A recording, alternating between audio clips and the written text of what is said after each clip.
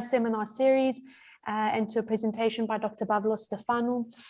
The presentation is titled "The Use of Atomistic Simulations to Guide the Derivation and Verification of Molecular Theories."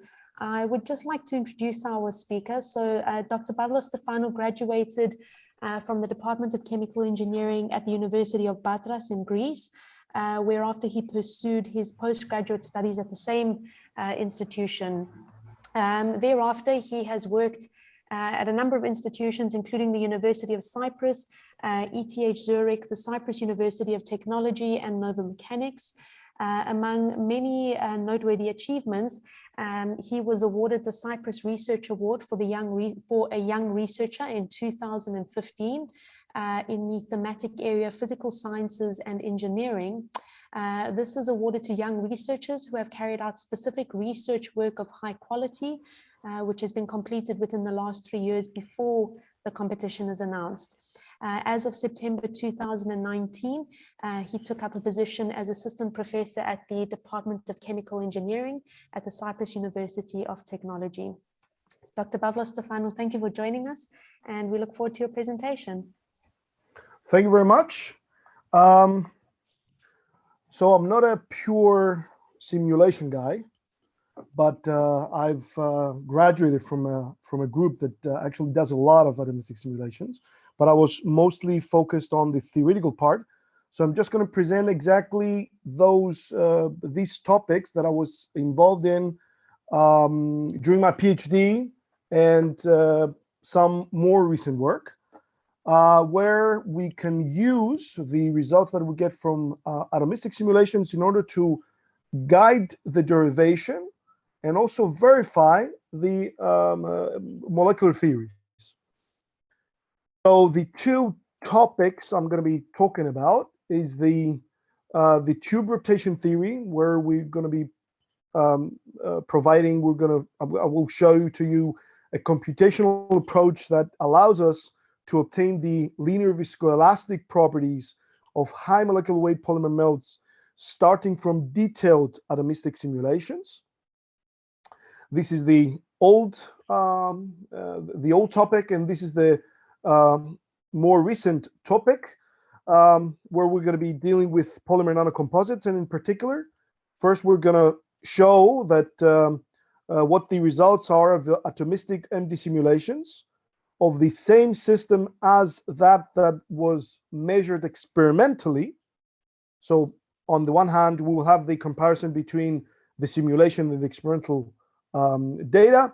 And on the second part, which is mostly where I was involved in, is to provide a presentation of the theoretical model, which is based on the Rouse theory that has been suitably adopted to, in the case where we have absorbed polymer chains, either from one or in both ends.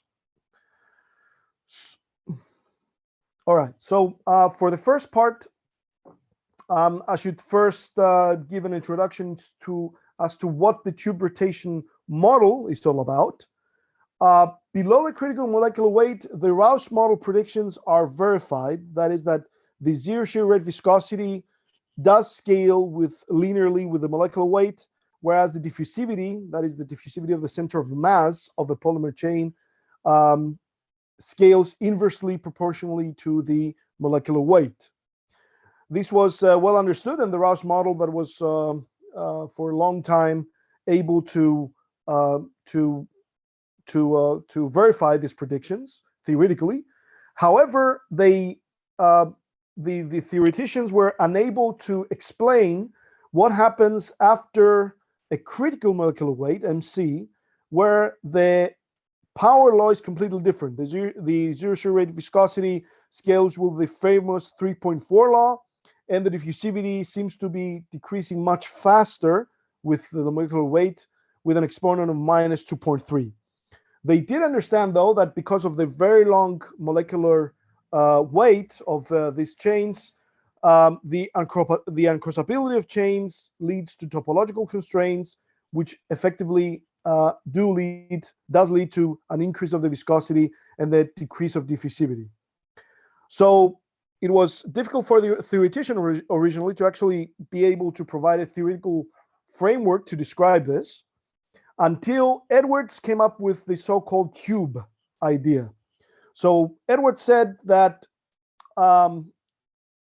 since we have these very long polymers, we can visualize that the surrounding chains would restrict the transverse polymer motion. And because of that, we can actually visualize that each polymer is confined in a tube-like region. You can see here this in this schematic.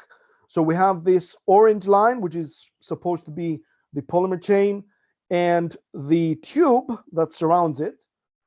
And the strength of this tube has to be the effective tube diameter, dt, that you see here. The axis of this tube, on the other hand, is the shortest path that connects the two ends. Do see that the shortest path, the blue dotted line, and the chain itself have the same beginning and end. So this dotted line is the shortest path that connects the two ends, and at the same time obeys the topology of the constraints, and this was called the primitive path. Of course, up until now, Sam Edwards did not say anything about how this chain would be able to diffuse out of this tube. And so a few years later, we have Gennes proposing his very famous reptation idea. What he basically said is that since the tangential movement is severely hindered, then the chain is forced to move only along the tube, what he called reptation, like reptiles do. Imagine a reptile in a hole in the ground. It will only be able to move along the tube, but it cannot move perpendicular to it. Actually, we have seen this in atomistic simulations that I'm going to be mentioning later on. So you see here, for example, this is a time t equals 0. The gray lines, these gray discontinuous lines, are the primitive path, and I'm going to mention later how we can get that. And the orange line here is the true atomistic scale polymer chain.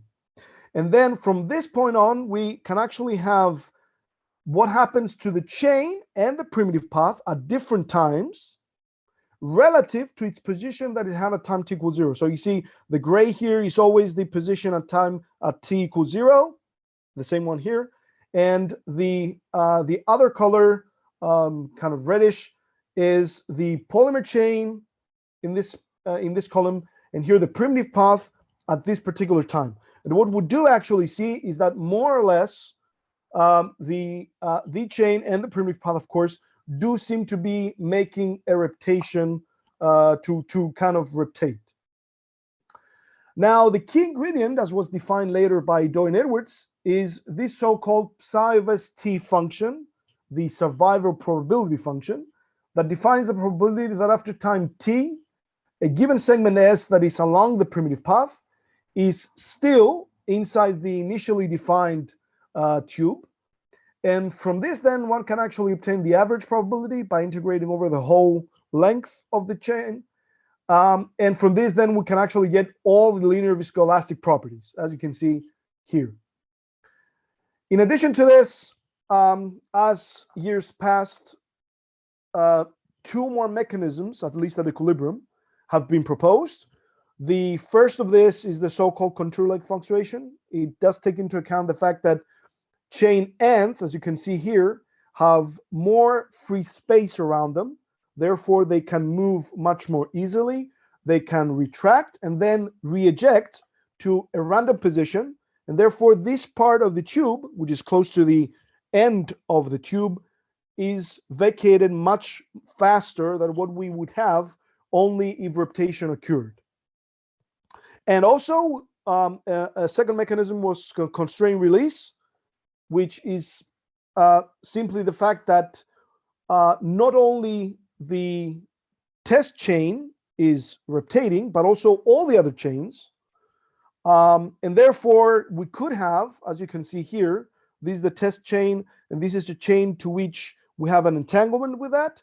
The entanglement is close to the end, therefore it would have the opportunity to be released, as you can see from the arrow here.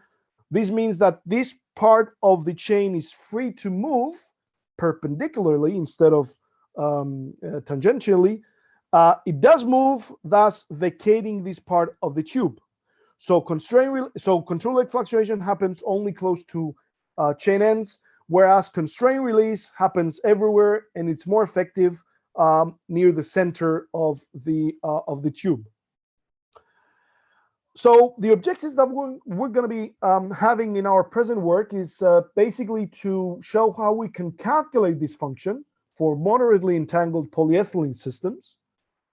And then, in order to be able to provide a multi-scale methodology, we will show how we can introduce modifications to one very well-known tube model, the so-called dual constraint model. And we'll show that these improvements are actually important when we actually are interested in comparing against moderately entangled systems. So this is a schematic illustration of the multi-scale methodology that I just mentioned. So first we have to do the atomistic MD simulations, which is this part here. Then we obtain the entanglement network by going from here to here.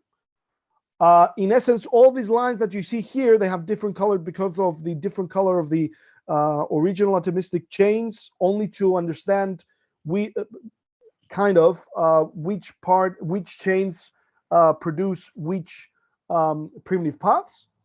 And this can actually be used to obtain this psi of ST function, like I will say, as I will show you in the next few slides.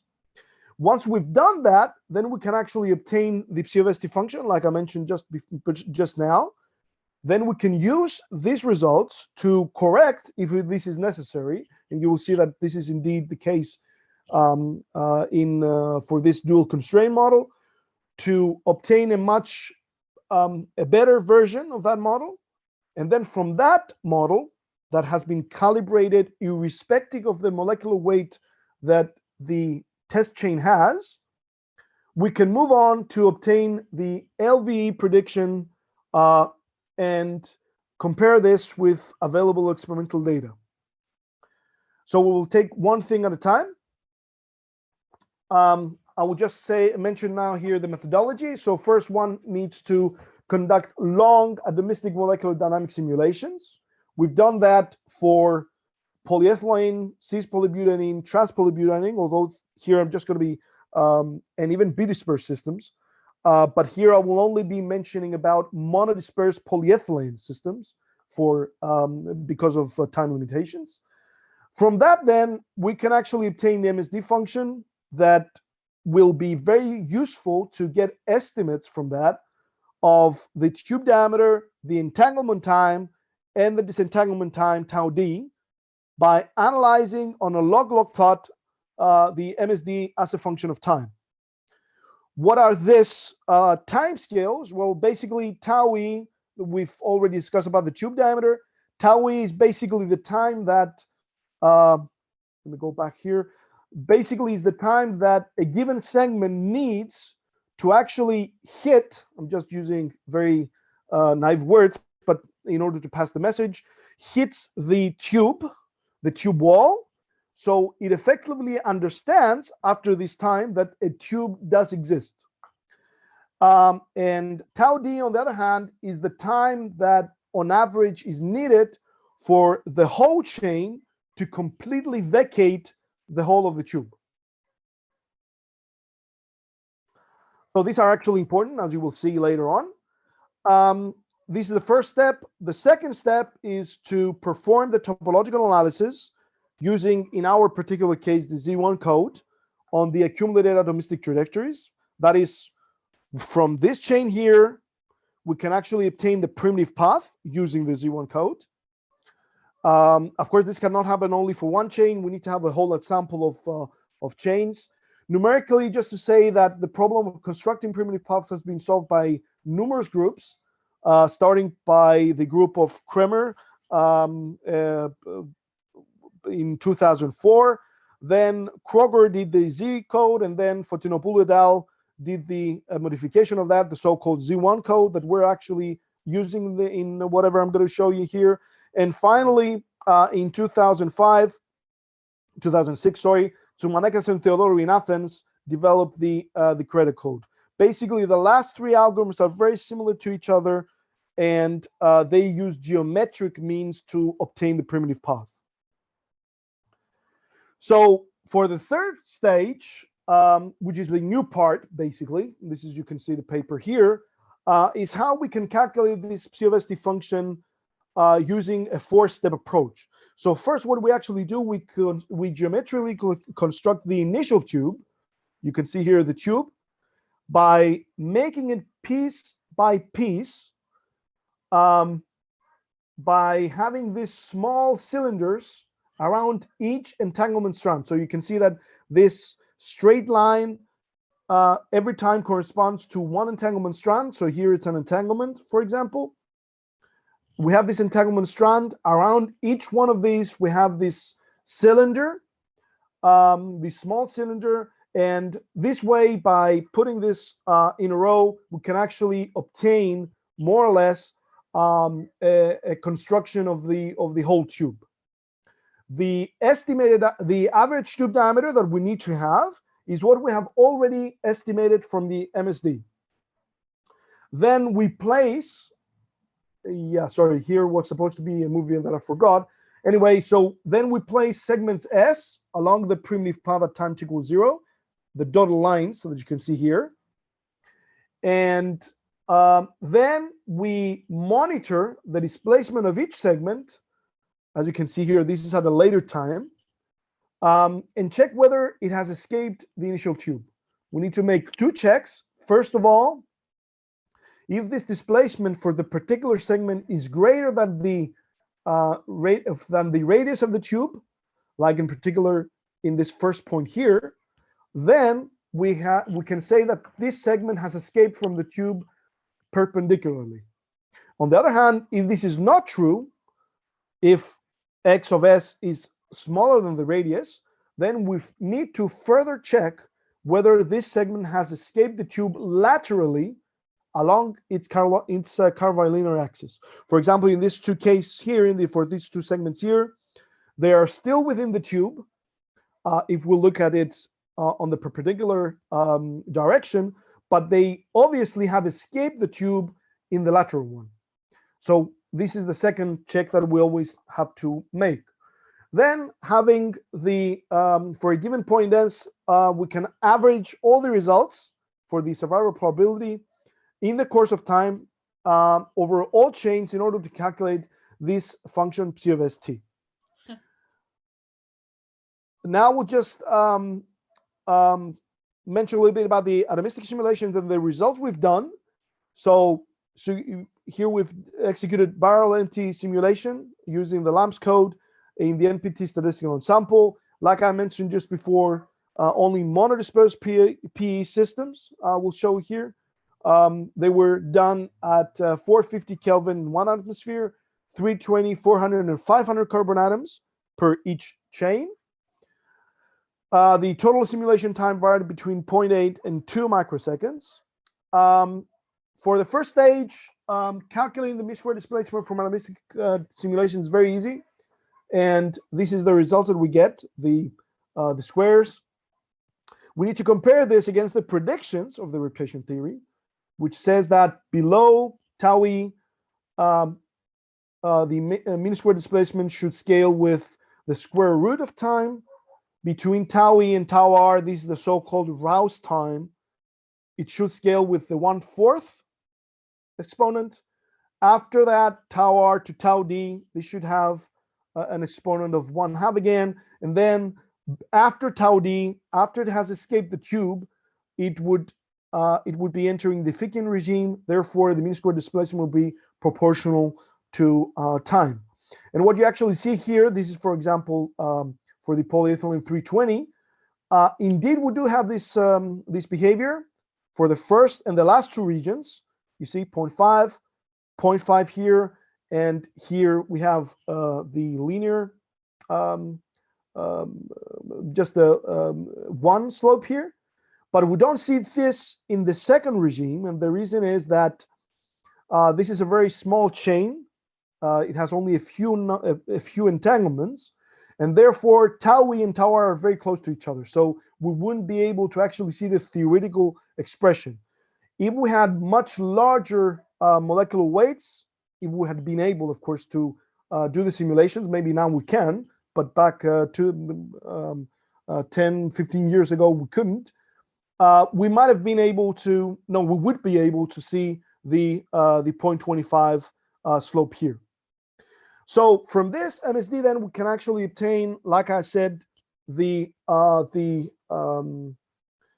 time scales, tau e from the break between the first and the second region, the tau d from the break of the third and the fourth, and we can actually obtain also an estimate of the tube diameter by looking at this Sibian point here, where the slope in this first region starts to deviate from 1/2, and then obtain the tube diameter from this expression here. What we actually get is depicted here for these three systems. We do see that tau e is more or less constant, as it should have been. It should be molecular weight independent. Tau d, of course, increases with the molecular weight, which is, again, what we actually expect. Tau d should also be approximately constant, and it is indeed, that is irrespective of the molecular weight. And indeed, this is what we actually have here.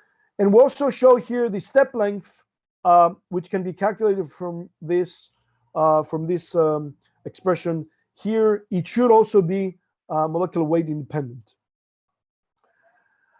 So from we then move to the third stage, when we calculate the psi of ST function, and this can be done, like I mentioned before.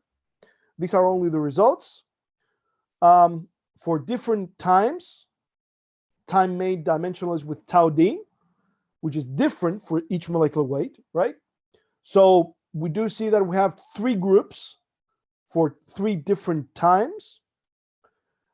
Let's go to this first one. For early times, we see that almost the majority, almost 100% of the segments in the middle of the chain, 0.5 is the middle of the chain, are within the tube, as we would expect. But as we approach the chain end, we see that this diminishes, it decreases, eventually approaching some value at the chain end. As time progresses, we see that this probability, of course, decreases, and effectively we can actually see here that it moves to about 80% of the center segments being inside the tube after 10% of tau d. And then as time further progresses, we see that this goes further down. We can integrate this over time, over space, to get the overall probability, survival probability that we have here. Of course, it should start from 1, and as time progresses, it should eventually go to 0. We do see that as the molecular weight increases, then this curve shifts towards larger times, which is again the expected result. Larger tau d's means that this curve should move to larger times. And I would like to come back to the fact that we have here at the chain end non-zero values of the psi of ST function. This is what the theory expected from the Doi and Edwards book. So you can see that irrespective of the time, again here you see that this is time made dimensionless with tau d. You would expect, that's what they would expect, that chain ends would have to immediately leave the tube. Therefore, the survivor probability there at the chain end here at s equal to 0, it is always equal to 0 for any positive times. What we actually see here is that this is not the true, this is not what we actually get for at least moderately entangled systems. And what we do see, if we plot this, this is the survival probability at the chain end. We see that this can be approximated to be as a simple exponential, with the characteristic time being approximately equal to the to tau e. Let me go back. So, sorry. So here you can see that tau e was estimated to be between 2 and 3 nanoseconds.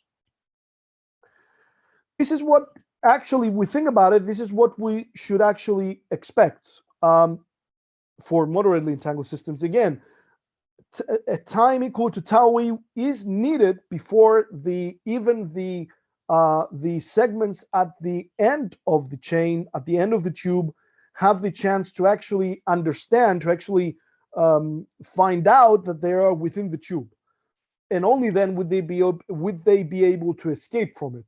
So this is what we actually should have expected from the beginning. Sorry, So, Carlos, sorry for the interruption. Can you ask something exactly here? Yeah, sure. You go back. So exactly in this now you have the fit with exponential, but this fit is not so good. So you need a KWW, a stretched one. Yeah, we've already. So you can also see the KWW function here that actually produces a different expression, but we wanted to have something simple. And as I will show just now, this exponential can actually come up from a theoretical expression. But so this is why we wanted to have the exponential. Okay, but the simulation data seem to follow better the KWW, right? Yes, for sure. But it wasn't something that we could actually put easily in the theoretical model itself.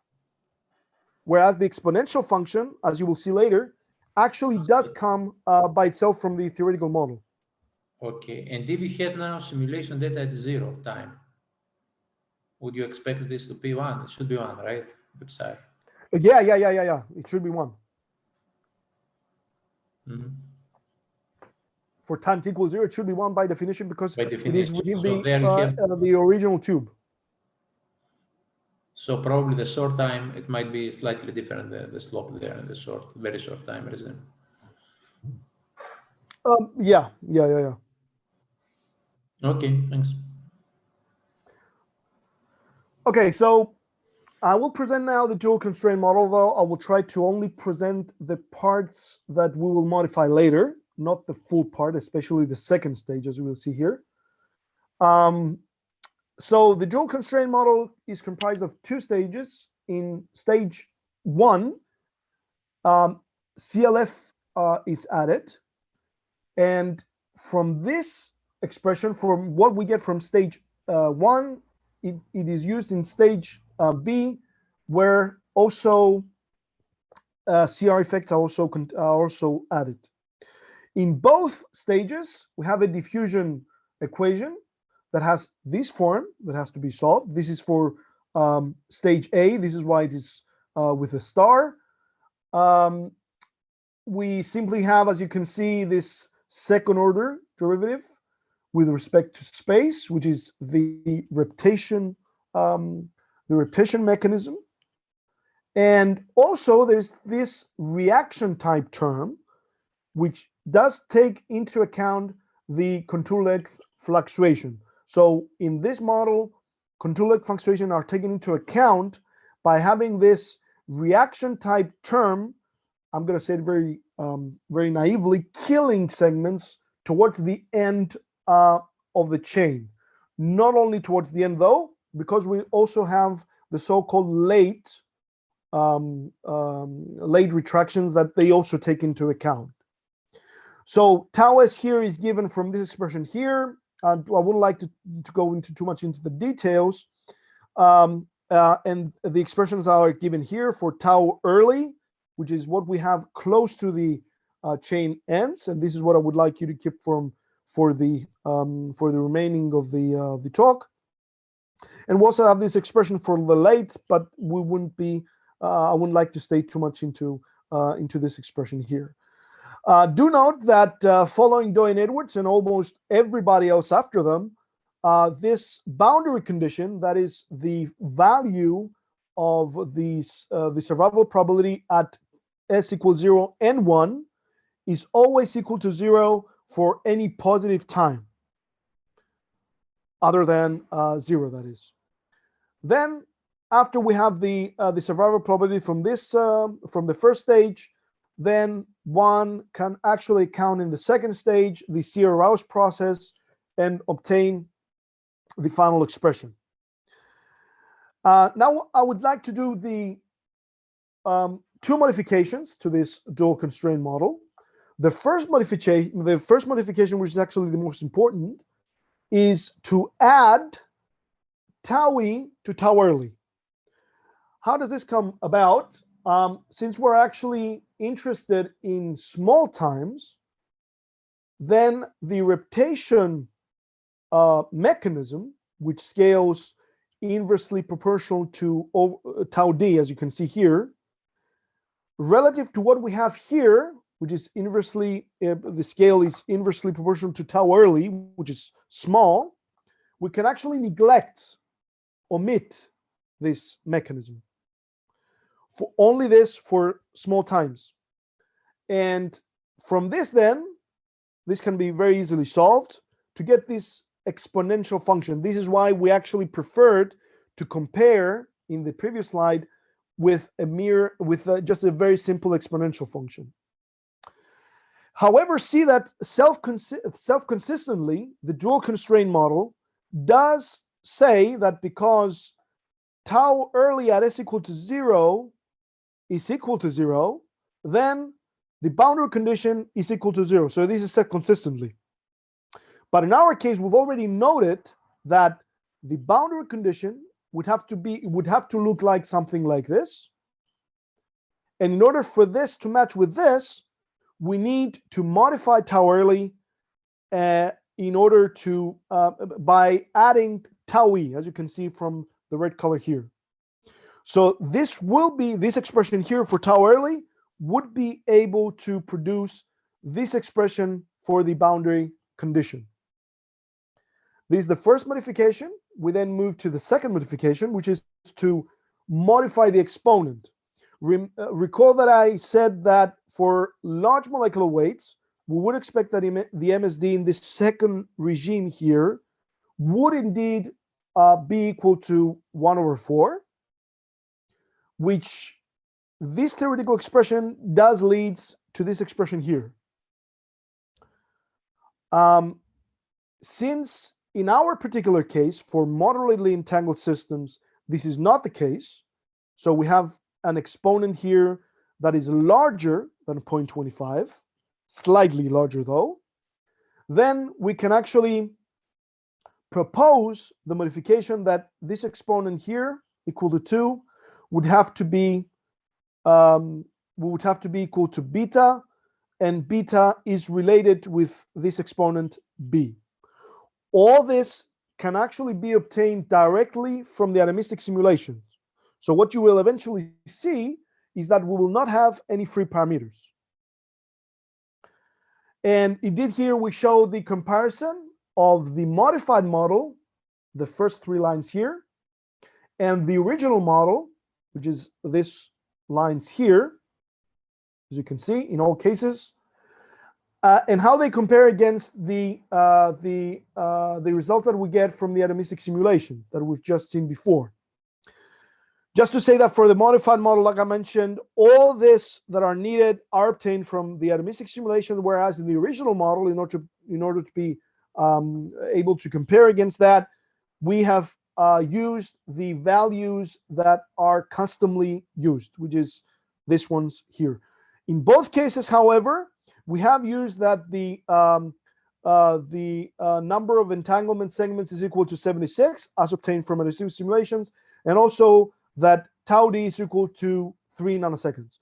You do see that the modified model is closer to what we get from the atomistic data, And you can also actually see here for the overall survival probability how it compares much closer to the actual simulation results than the original the model, especially at early times.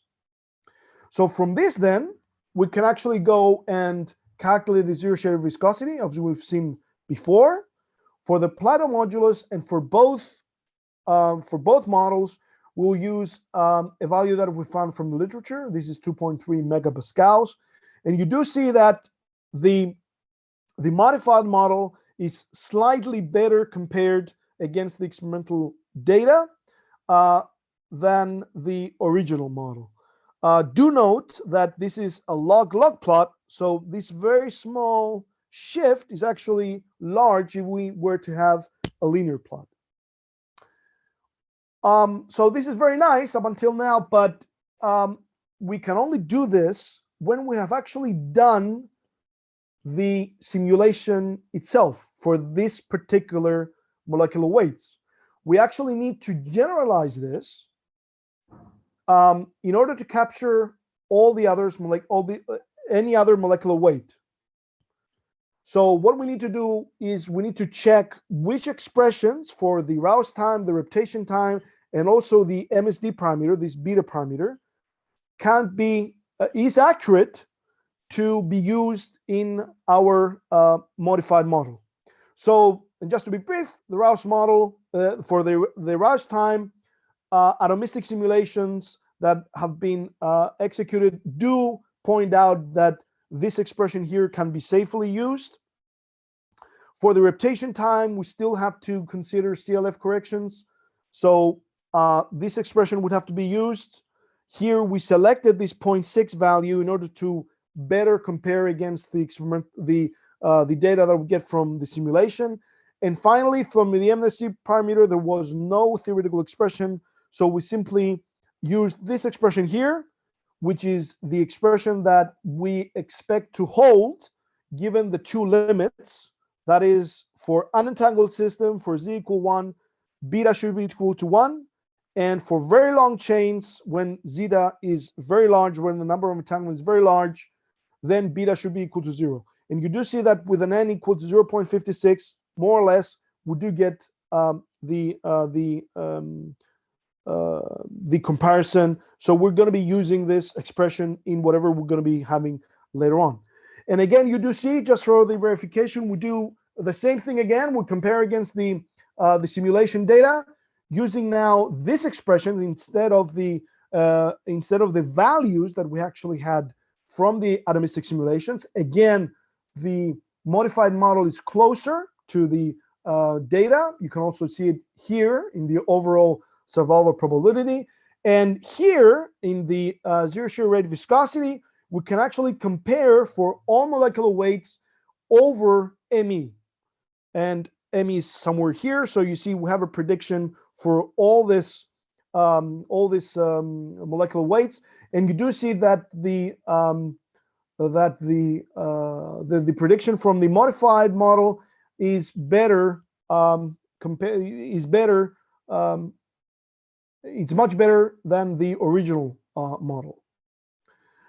So this was the first part, and now I would like to move to the second part, which is more recent. So what are polymer matrix nanocomposites? These are hybrid organic, inorganic composite materials that are formed by adding nanoparticles in a polymer matrix. And you can see here that we have a variety of shapes, either spheres, nanorods. We have graphene that is kind of nanoplates. We have nanotubes, etc. And the reason why they use this is because they want the composite material to have significantly improved properties relative to the pure polymer matrix. As for example, here you can see here the thermomechanical property improvement when we use single wall nanotubes or expanded graphite relative to the pure system, which is PMMA. And also in these two cases, the electrical conductivity improvement of when we add single wall nanotubes in polystyrene and polycarbonate. And you do see that even for very small mass fractions of the single wall nanotubes, we have a very large increase of the conductivity in both cases. They have numerous applications, like in solar photovoltaic devices. They have been also used as lightweight materials with enhanced properties. Toyota was the first to actually use it as car parts. And here you can actually also see several methods of mass producing graphene in order to have a wide choice in terms of size, quality, and price for the particular application that we're interested in. Now, by inserting an attractive nanoparticle in a host polymer matrix, this leads to the formation of a dense polymer layer that is absorbed around the nanoparticles. And in that layer, the chain dynamics is considerably slower compared to what we have in the bulk. Gloman et al. Performed neutron spin echo experiments of rather low molecular weights, PG, that is polyethylene glycol chains with silica nanocomposites, and recorded a significant chain relaxation, despite that dynamics at all scales was much slower when compared, of course, to the corresponding pure polymer melt.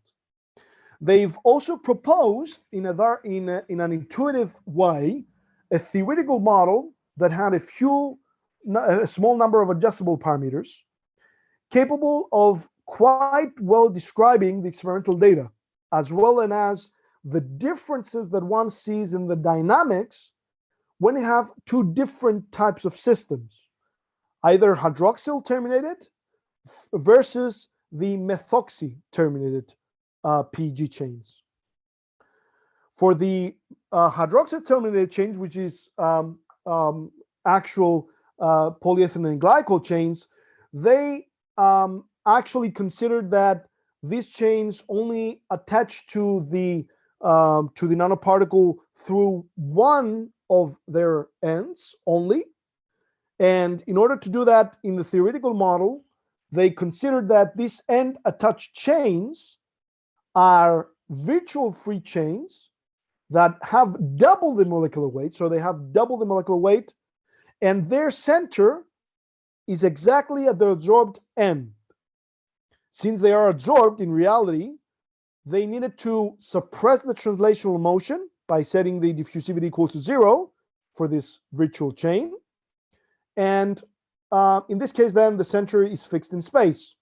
They also allowed that we could have a reduced diffusion coefficient for the free chains, the chains that is that they're not absorbed due to the presence of the nanoparticles.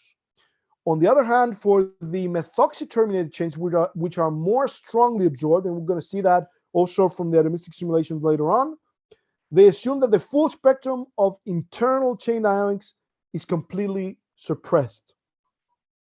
For both nanocomposites, the dynamics of the free chains were described through the original Rouse model. Now, a very attractive feature of the systems that they've studied is the fact that the relatively short molecular weights that they've considered for the PEG matrix renders them amenable to full atomistic MD simulations. So what we're going to be doing here is to perform these detailed MD simulations, exactly the same systems as was done experimentally, in order to be able to compare one by one against the experimental data. And then in the second stage, in the second step, which is where I was involved in more, we will provide a full mathematical presentation of the theoretical model that we've provided, which is based on the Rouse theory that is suitably adopted for absorbed polymer chains, either by one or by both ends. First, I would like to present the Rouse theory for free chains. In essence, the chain dynamics is described by this expression here. So this first part tells you how the position of how the vector of the position of the bead N along the chain at time t changes, and we have this diffusion term here. This is only one dimensional because it moves only along its own contour. And in addition to that, we have this random Brownian force that acts on each bead, and it should obey the fluctuation dissipation theorem, as you can see here. This random Brownian force comes from the fact that the original Rausch model was developed for infinitely dilute polymer solutions. Therefore, we have the solvent that actually bombards the beads, and the beads therefore feel this random Brownian force from the solvent molecules. Now, in the case of a free linear chain, the following boundary conditions should be used. So the first derivative at the two ends should be equal to 0. And once we have all this information, we can solve the problem and obtain the mu squared displacement. And the final result is what you see here. So we have the diffusivity for the linear chain. And we also have here this time dependency that has the Rausch time that I designate here as tau r free for the free chains. This is the longest relaxation time of the chain, and it can be obtained theoretically to be given from this expression here. Up until now, this is the Rausch theory that was presented by Rausch and brought to a much concise mathematical structure by Doi and Edwards. Now we would like to see how we can modify this model in order to account for one end adsorbed chains. This is what we call tails. That is a chain segment that is absorbed at the nanoparticle only from one of its ends. The partial differential equation shouldn't change, but we should change one of the two boundary conditions. Namely, in this particular example here, we choose the bead at the end of the chain to be the one that is absorbed on the nanoparticle surface. Therefore, we constrain it to be at a specific position. This is constant. This doesn't change. It has to be there for all times. And end tail here is the length of the tail. For the beginning of the chain, for the start of the chain, at n equals 0, we still use the boundary condition that works for a free end. Given this, then we can actually solve the problem again. And what we actually get is this expression here.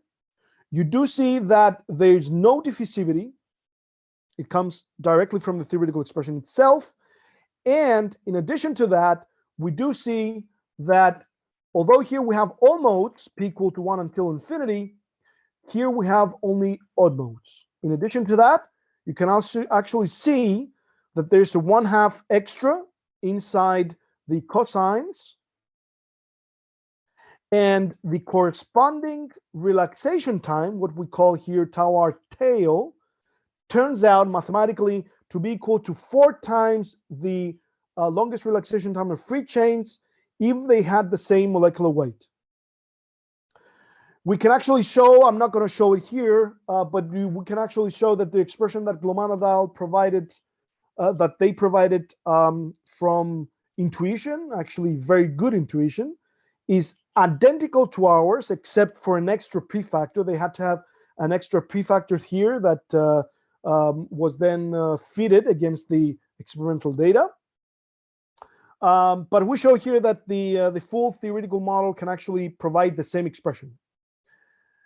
Finally, for the loop, you can actually understand now what we're basically doing. We go back to the first bead, since now also for a loop, that is for a polymer segment that is absorbed from both of its ends onto a nanoparticle, onto the nanoparticle surface, we would need to have both boundary conditions to be at specific points that are designated here with R0 and R and loop. And this should be time independent. Because we have this to be anchored at this specific positions, these would have to be time independent. N loop here is the size of the loop. Again, we can solve the problem, and you can see that if what we eventually get, we get actually an extra term here that we will disregard though in our particular case, because these two are very close to each other for the MD simulation that we're reporting here. And therefore we can omit this term. But you can also see that although in this case we have all modes, the trigonometric function now is different. We have the cosines, whereas now we have the sines. This methodology. Sorry, Dr. Stefano, sorry to cut you off. I'm just letting you know that it's almost 5 o'clock. You mentioned you need to leave by 5. Yeah, thank you very much. So we'll try to go a little bit faster. All right. So we can actually see here, this is the systems that we studied, strictly monodispersed pure PEG melts. And you can actually see here one of these cases where you can actually see this yellow sphere. This is the silica nanoparticle, and around it you can see this shaded area. These are actually the PEG chains. We've actually also simulated an additional nanocomposite wherein the terminal hydroxyl group of the PEG chains was replaced by methoxy terminated one. In all cases, the PEG chain was equal to 41. The PEG chain had 41 monomers, and the silicon nanoparticle had a radius of about 64 angstroms. Long MD simulations were conducted in the NPC statistical ensemble at 413 Kelvin and 1 atmosphere. All these details are exactly the same as the one that that Gloman et al. Used to do their experimental measurements. And this is exactly the reason why we're using this, in order to be able to make a one-to-one comparison. So here you can see some atomistic snapshots. In A and B, we have the hydroxyl terminated chains, the PEG chains, that is. You do see that we have only one part attached to the chain, the other part is free, or one and the second end to be absorbed, whereas the whole chain is free. And you do see that also this distance is very small, like I mentioned before, so we're going to be disregarding this distance. On the other hand, if we consider the methoxy terminated ones, you see that this chain actually seems to be lying onto the nanoparticle surface. So this actually is in defense of the intuition that Gloman et al. Actually had.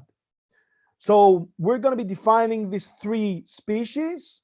A train, which is what you see here, it's a monomer sequence that are absorbed on the surface of the nanoparticle along their entire path. This is the absorbed layer. We have loops that are segments, that are sequences of intermediate segments that are outside the absorbed layer but are connected to 2 trains. And finally, tails that are sequences of segments at the end of the chain lying outside the absorbed layer, as you can see here. So yeah, I would like to skip this because I'm not going to be able to make it. So what do we need to calculate in order to be able to compare against the experimental data? One thing that we can actually calculate is the so-called single chain intermediate coherent dynamic structure factor, S of QT. This is a quantity that can be calculated from atomistic simulations, of course, but can also be calculated experimentally by state-of-the-art techniques. In the case of the model, we need to actually have an expression that can be used to distinguish the different species that we have. And the expression that we came up with is this one here. So we have the free chains and the absorbed chains, and we take into account the fraction of the absorbed chains. And for the absorbed chains, we can actually then distinguish the different species. So we have tails, loops, and trains. Each one has its own fraction of absorbed PEG chains. This expressions here will be obtained directly from the model, and therefore, in this way, we can actually obtain the single chain dynamic structure factor and be able to compare it against the experimental data and the simulation data. All parameters that are involved in the theoretical calculation, I say again, are all of them provided directly from the ND simulations, no free parameters. So what you eventually see here in A is the pure PEG melt using the original model, that is. And we do see that there's an excellent agreement between the MD simulation results. This is the MD symbols, the full symbols that are the experimentally measured ones, and also the original Rouse model, which is the solid line. And because they have the same color, you almost cannot see each other. And you can see that this is true for all time scales, but you can also see the same behavior, a very good comparison for all three. They seem to be matching on top of each other for the PEG with the chains being terminated with a hydroxyl terminated group, and here with a methoxy terminated one. So you see that the theory, simulation, and experimental data are more or less on top of each other. So with that, I would like to finish, and I'm open to any questions that you may have. Thank you very much. Thank you, Dr. Stefano. So you said you're open to questions. Should we say 5 minutes of questions? Yes, if there are any. Okay. So normally where people raise their hands and ask questions, just to start off with. Vangelis, please go ahead. Yes, okay. Thank you very much, Pavlos. It was very nice, this nice, actually, the joint simulation and theoretical work. So I have a couple of questions in the second part mainly. So one thing concerns the model, let's say the modification of the model for the composite. So in this case, you say, if I understand well, you assume that actually you solve the Rouse model for an adsorptor with different boundary conditions. Okay, but in the real system that you are checking, you don't have chemical adsorption, it's physical adsorption, which means that this is not stable, let's say. So it only works if we take the average picture. So this is where the atomistic simulations come into play, namely that we can calculate the average population for trains, loops, and tails. This is what I didn't show because of time. So because this is on average, it's constant. It basically says that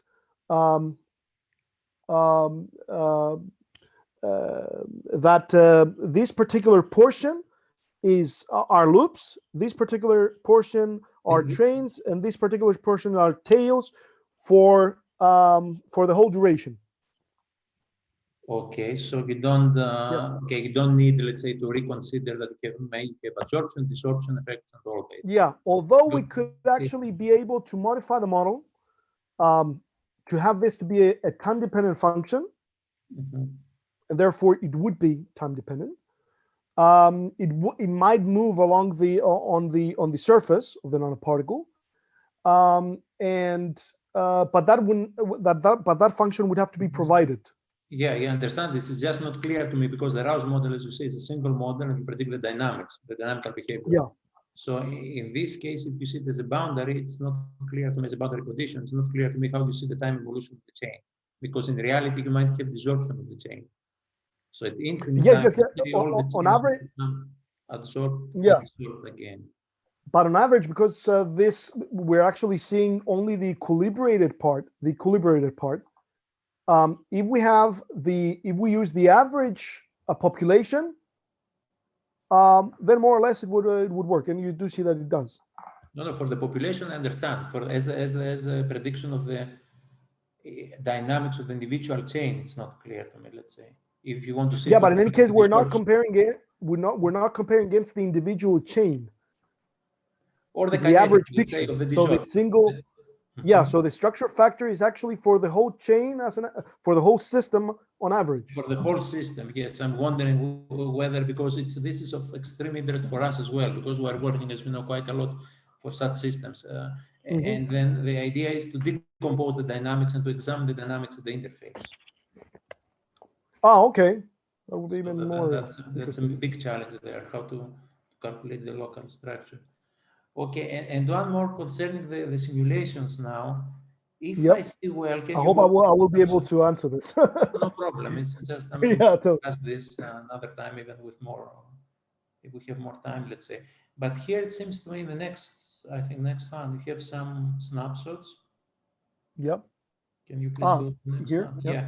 So here it seems I don't understand if you have, let's say, selected these chains here, because it seems that from a kind of an adsorbed chain, which is the C part, in the A, where you change the end group, we're going to a brass-like structure. So it's I'm just skeptical about this. I wouldn't expect one part, only one, because we have the hydroxyl here. This actually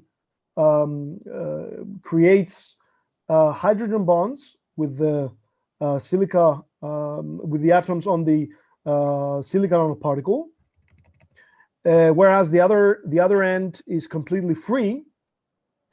I should say for everybody else though that this is just one chain. Of course, you have many more chains. We're just isolating just one. Okay. So the other part is completely free. The other end is completely free in the bulk. Whereas we could also have this other case where we have both of the ends to create these hydrogen bonds with the silica surface. And the main idea is that everything else in between doesn't come close to the surface. So I'm just that's what you try to say. It's clear. It's not so much clear to me whether this is the picture for all chains, because typical, as you say, is just hydrogen bond, so it's a weak bond, and we don't expect that. Bond will affect. I'm not saying. Oh, by the way, I understand now what you mean. I'm not saying that this is completely freezed. It can leave and then reattach again on another chain would come attached to the nanoparticle surface and detach it as well. Okay, let me rephrase. So this is a dynamical phenomena. On average, though, this is where these values come in. On average, though, their number more or less stays the same. Yeah, but let me rephrase the question, Pavlos. If you add this snapshot all the rest of the chains, would you expect all of them in the first case that you have only one end that is different? Do you expect a brass-like structure, or this is just a conformation of a specific chain? In figure 8 that you saw there, if we add the rest of the chains, do you expect all of them to be like that? Then it's a brass-like structure. Do you see my question?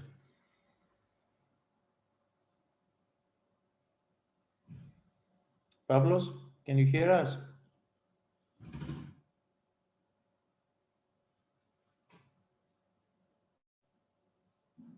I'm afraid we lost him, right? Seems like it, yeah. I also can't hear him. Yeah. It was too difficult a question, I think. No. It's I'm sure that he can answer. It's just it can be a long discussion, but it's probably with his network, because we had also before the talk. Yeah. All right. I think since he was pressed for time anyway, though, perhaps we should end the call and maybe arrange. Should we wait for 1 minute? We can.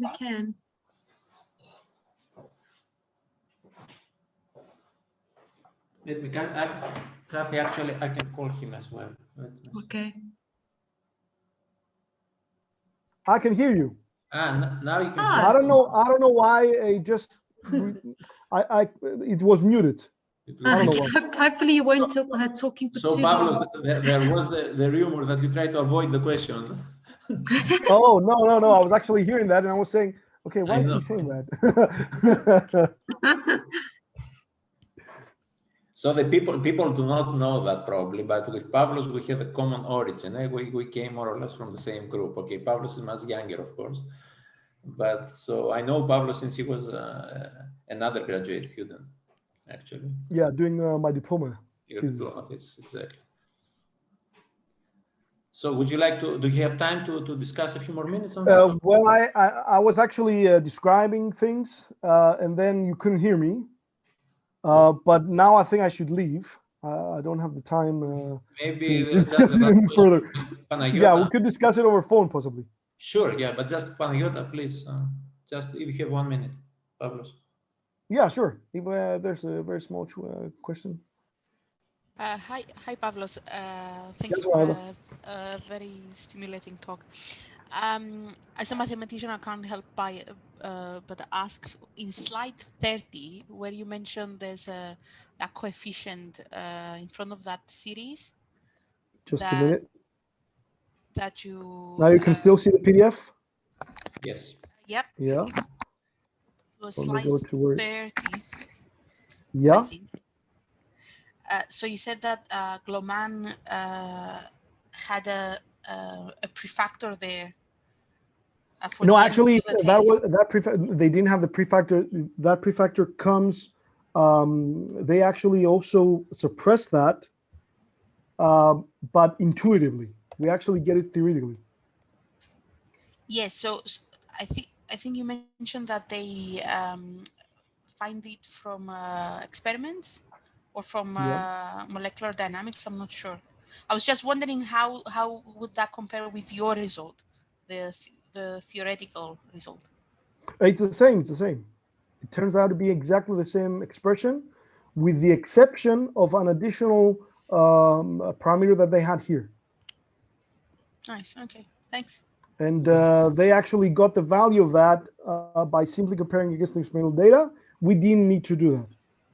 So, Pavlos, this is apparently a phenomenological parameter just for the fitting that they use, right? Yeah, exactly. That was because of the fitting, and as well the diffusivity was obtained simply by comparing against the experimental data. Yeah. So but in our case, it came directly from the atomistic simulation. In your case, it's very rigorous. So we should just make clear this to everyone because you solve exactly the Rouse model. Yeah. At the interface. Mm-hmm. So this is it's very nice. Nice. Thank you very much. Thank you very much. Okay, Dr. Stefano, thank you very much for your talk today. I think we should let you go, otherwise your daughter will be waiting. Thank you very much. Thank you very much for your time, and perhaps we can arrange to meet and discuss at some point in the future. Surely. I would be really happy to do that. Sounds good. All right. Thank you. Thank you everyone for joining today. Have a good afternoon. I would like to thank everybody who've watched this presentation. Thank you very much. Bye. Bye. Thank you. Yeah.